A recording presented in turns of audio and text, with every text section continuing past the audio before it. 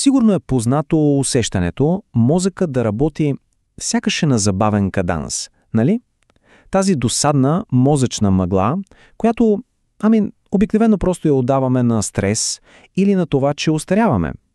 Обаче, какво ако зад всичко това се крие нещо по-дълбоко? Една съвсем реална биохимична причина. Хайде да видим. И само преди да се потопим в темата, едно много, много важно уточнение. Всичко, което ще чуете тук, е с чисто информационна цел. Не е медицински съвет. Всяко едно решение, което касае здравето, задължително трябва да се обсъди с специалист, с лекар. Това е абсолютно ключово. И така, да поговорим за тази мозъчна мъгла. Знаете онова усещане на обърканост, когато мисълта просто не върви гладко, когато е трудно да се концентрираш.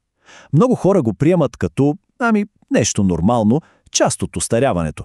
Но въпросът е, наистина ли е така? Наистина ли е нещо неизбежно?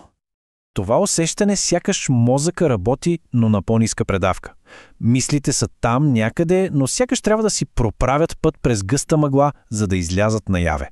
Всъщност това е изключително често срещано преживяване. А как се проявява на практика? Трудно е да се фокусираш. Влизаш в една стая и забравяш защо си влязъл. Постоянно едно такова умствено изтощение те съпътства. И тук е важно да се разбере. Това не са просто някакви си признаци на остаряването. Много често това са ясни сигнали, че нещо в биохимията на тялото не е наред. И тук вече стигаме до ядрото на проблема. Истинският виновник, оказва се, много често се крие в хормоните. И ако трябва да сме още по-конкретни, има един основен заподозрян, когато говорим за тези когнитивни симптоми. И това е ниският тестостерон. Ето това е моментът, в който нещата стават наистина интересни. Защото повечето хора, като чуят тестостерон, си представят мускули, либидо, окосмяване и да, това е вярно, но неговата най-важна и почти винаги пренебрегвана роля е в мозъка. Тестостеронът е изключително мощен невростероид. Добре, но какво всъщност означава това невростероид? Представете си го като лична охрана за мозъчните клетки. Това е хормон, който буквално ги пази, защитава ги от увреждания, бори се с възпаленията и дори, забележете, помага за създаването на нови връзки между невроните. Така че, нека свържем нещата. Когато тестостеронът е нисък, последиците са съвсем директни и осезаеми. Допаминовата активност спада, ето я липсата на мотивация, отлагането, прокрастинацията. Засяга се и хипокампусът, който е центърът на паметта, и изведнъж става ясно защо забравяме разни неща. В общи линии мозъкът остава по-незащитен, по-уязвим.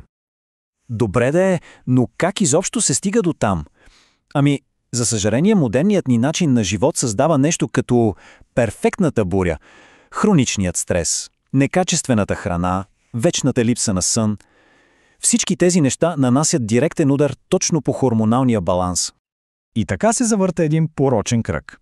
Ето как работи. Първо, имаме хроничен стрес. Това води до постоянно високи нива на кортизол, хормонът на стреса. Този висок кортизол от своя страна действа като спирачка за производството на тестостерон. Той го потиска.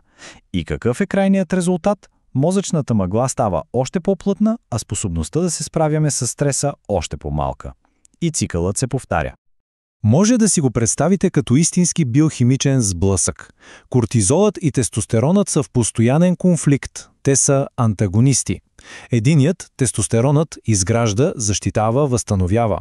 Другият, кортизолът, когато е хронично висок, разгражда, уврежда, особено ценните неврони в хипокампуса.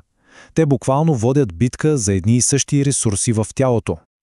Но стига с лошите новини. Добрата новина е, че ситуацията изобщо не е безнадежна. Напротив, има много ясен план за действие, с който можем да си върнем контрола. И той се базира на две основни неща. Първо, ключови промени в начина на живот. И второ, целенасочена подкрепа чрез хранене и нутриенти.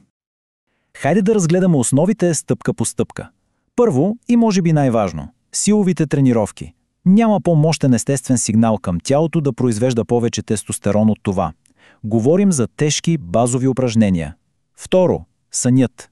И тук не говорим за лукс, а за абсолютна необходимост. По-голямата част от тестостерона се произвежда именно по време на дълбокия сън. И трето, разбира се, храненето. То трябва да осигури градивните елементи, от които тялото да синтезира тези важни хормони. А сега чуйте тази статистика, защото тя е наистина стряскаща. Над 40%.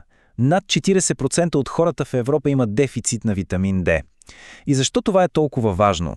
Защото витамин D всъщност не е просто витамин.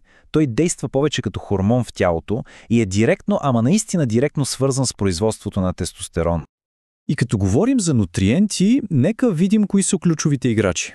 Витамин D3, както вече стана ясно, е абсолютно решаващ. След това идва цинкът, той е може би най-важният минерал за самия синтез на тестостерон. Магнезия пък помага на два фронта. Подобрява качеството на съня и помага за намаляване на кортизола. А витамините от група B, те са като горивото за нашият мозък, за производството на невротрансмитери.